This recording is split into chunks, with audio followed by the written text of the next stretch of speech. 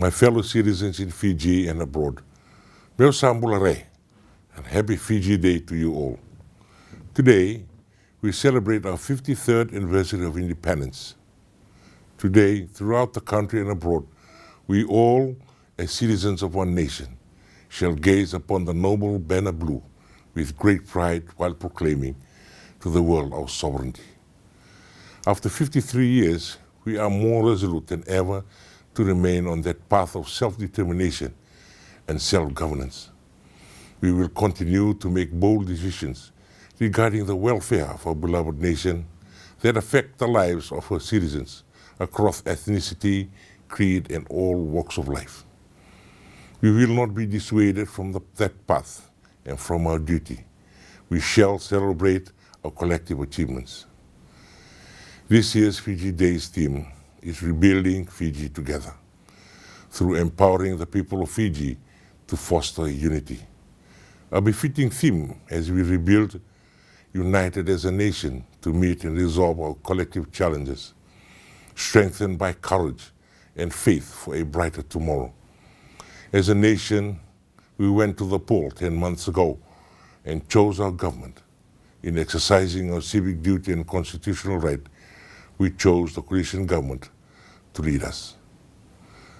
My fellow citizens, we are living in uncertain times as a nation, as we are part of a revolving global community with complex issues and escalating geopolitical rivalries that pose a threat to international peace and security in the Pacific and the world.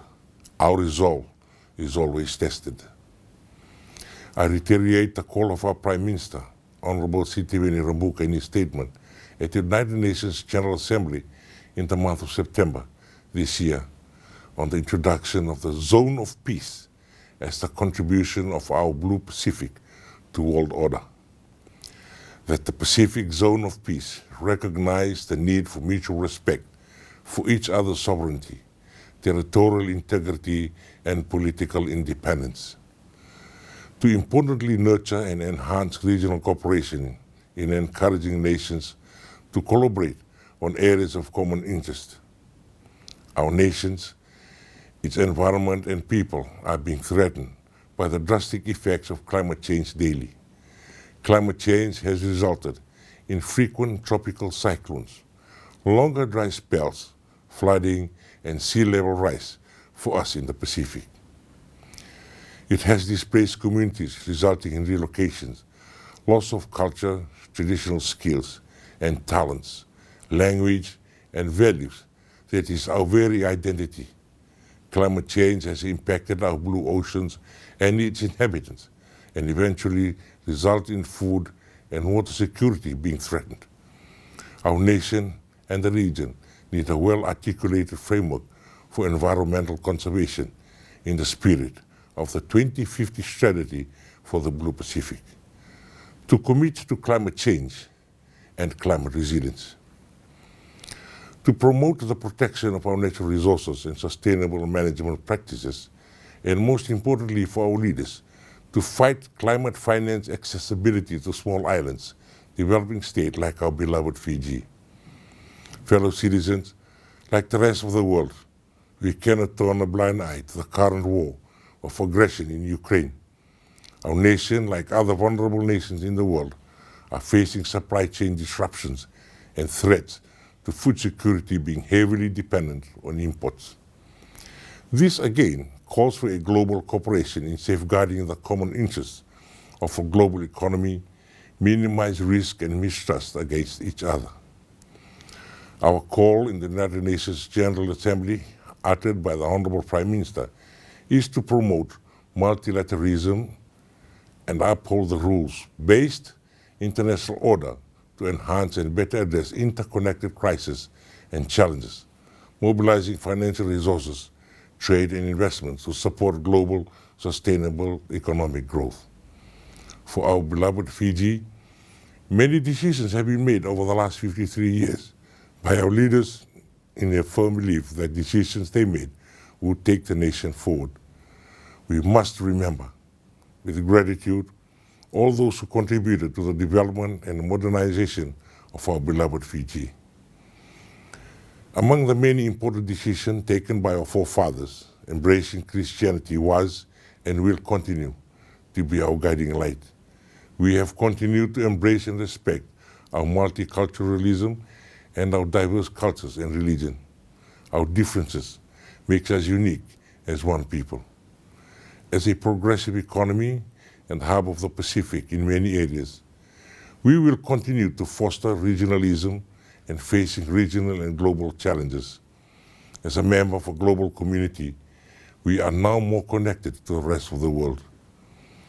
Our international responsibilities have increased, and we will continue to demand respect, whilst we equally respect the sovereignty of all nations in any platform that we have engaged in. As we rebuild our nation together, we celebrate an inclusive Fiji, tolerant of all races, culture and diversity, whilst empowering the vulnerable. We celebrate Fiji. That is our identity, our history, our future, and our home. We celebrate the many talents showcased by our sportsmen and sportswomen.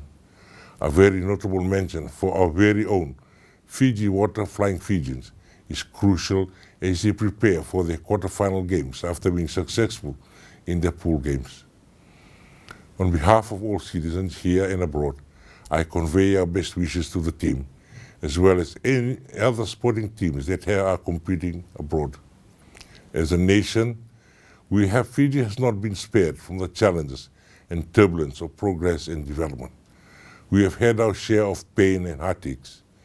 We have paid highly for some decisions and actions that were taken in the past. We cannot afford to give up now, for we have journeyed this far and we will not give up. Together, we have much to be proud of. We must remain united and focused on our cause.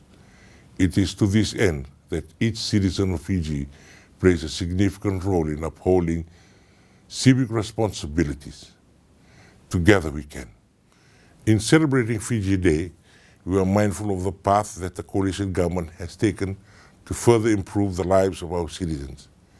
We must continue to remind ourselves the lessons that we have learned from the past so that we can build a better future for the next generation.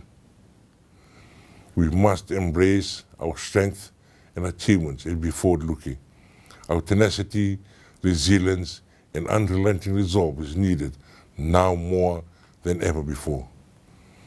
As we reflect on our history, I urge all citizens to celebrate the triumphs we have achieved and focus on the future.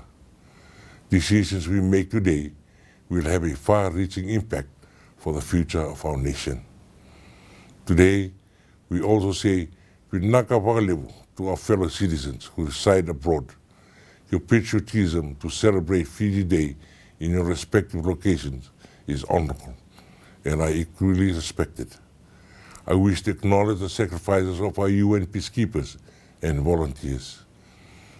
They are always at the forefront of our minds on Fiji Day because they embody the notion of service to our nation rather than self-serving. We send them our warm greetings, our thoughts and our prayers, as well as to their families here at home who are sharing their sacrifice. For any nation to be strong, we need a strong foundation. Our foundation is our family. I call upon all citizens to protect the family unit at all costs. Protect our children, our senior citizens, and the most vulnerable. Respect one another to maintain peace, harmony, and unity together as a nation. My fellow citizens, there has never been a better time to work together and look after one another. We are all on this journey together, so let us work together to achieve the best future for ourselves and our future generation by uniting and forging forth as one. I wish you all a happy Fiji Day. May the Almighty continue to bless us all and bless Fiji. Vinaka Whakalevu, and thank you all.